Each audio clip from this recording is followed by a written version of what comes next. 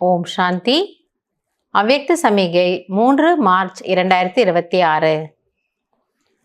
இன்னைக்கு பாபா நமக்கு என்ன புரிய வைக்கிறார்னா, विजयी बनने का फाउंडेशन है निश्चय.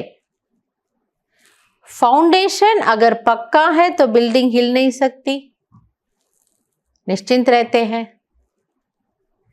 பாபா சொல்றாரு, வெற்றி அடைவதற்கான ஆதாரம் அஸ்திவாரம் என்னவென்றால் நிச்சயம். ஒரு கட்டிடம் இருக்கு இல்லையா? சில நேரங்களில் கட்டிடம் என்ன பண்ணுவாங்க, இப்போ 2 மாடி தான் கட்டுவாங்க, ஆனால் 4 மாடி அளவுக்கு ஸ்ட்ராங்காக ஃபவுண்டேஷன் போட்டுடுவாங்க. அப்போ 2 மாடி அப்புறமா கட்டிப்பாங்க.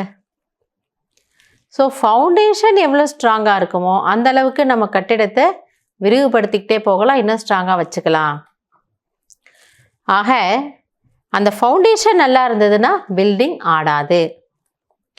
अगर फाउंडेशन कच्चा है तो थोड़ा सा भी तूफान आएगा, थोड़ी भी दरनी हिलेगी तो भय होगा कि ये बिल्डिंग हमारी गिर नहीं जाए या क्रैक नहीं हो जाए. ஸோ பில்டிங் ஸ்ட்ராங்காக இருந்தால் கவலைப்படாமல் இருக்கலாம். என்ன நடந்தாலும் நம்ம பில்டிங் ஒன்றும் ஆகாது. ஒருவேளை ஒரு சரியான ஒரு கட்டுமான பணி இல்லை அப்படின்னா ஒரு பயம் வரும். ஐயோ கீழே விழுந்துடுமோ, ஒரு நடுக்க வந்துன்னா கீழே எதாவது ஆகிடுமோ, விரிசல் விட்டுடுமோ, பயம். ஏன்னா ஸ்ட்ராங்காக இல்லை. लेकिन निश्चय का फाउंडेशन पक्का होगा तो निर्भय और निश्चिंत रहेंगे. ஆக நிச்சயத்தினுடைய ஃபவுண்டேஷன் நல்லா இருந்ததுன்னா பாபா சொல்கிறாரு, உங்களுடைய வாழ்க்கை என்னும் படகு ஆடாது அசையாது, கவலை இல்லாமல் இருக்கலாம். ஏன்னா என்னுடைய ஃபவுண்டேஷன் ஸ்ட்ராங்காக இருக்குது, எனக்கு 100% நிச்சயம் இருக்குது பாபா மேலே.